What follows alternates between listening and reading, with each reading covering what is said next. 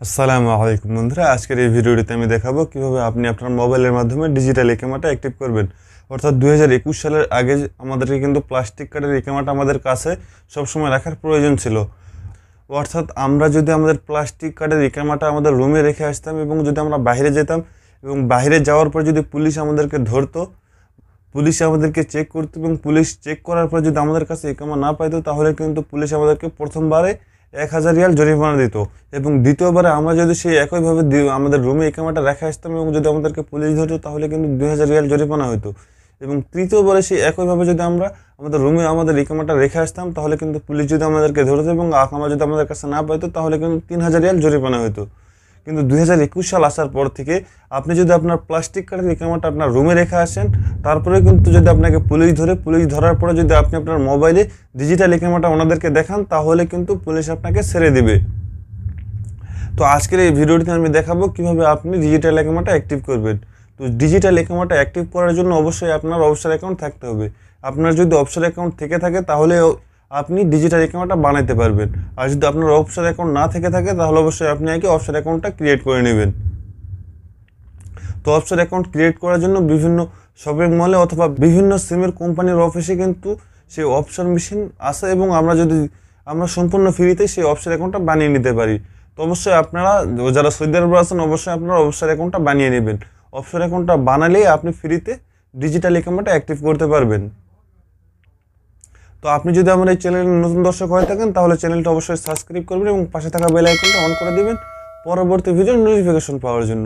আর যদি আপনি আমার এই চ্যানেলটি অলরেডি সাবস্ক্রাইব করে থাকেন, তাহলে আপনাকে অসংখ্য ধন্যবাদ। তাহলে চলুন যাওয়া যাক মূল ভিডিওতে।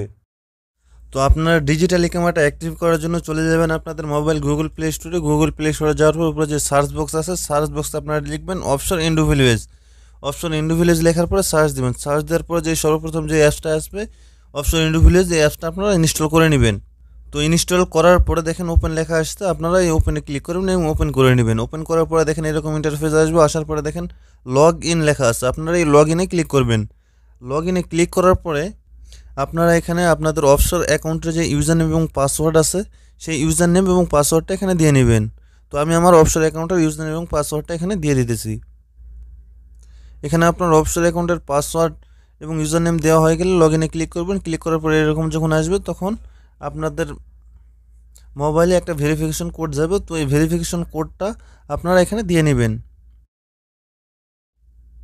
তো ভেরিফিকেশন কোডটা এখানে দেওয়ার পরে সাবমিট কোড লেখা আছে, সাবমিট কোডে ক্লিক করবেন। ক্লিক করার পরে এরকম একটা ফেজ আসবে, ইন্টারফেস আসবে। তখন আপনারা ইনেবলে ক্লিক করবেন। ক্লিক করার পরে আপনার যে মোবাইলের লকটা আছে, লকটা দিয়ে নেবেন।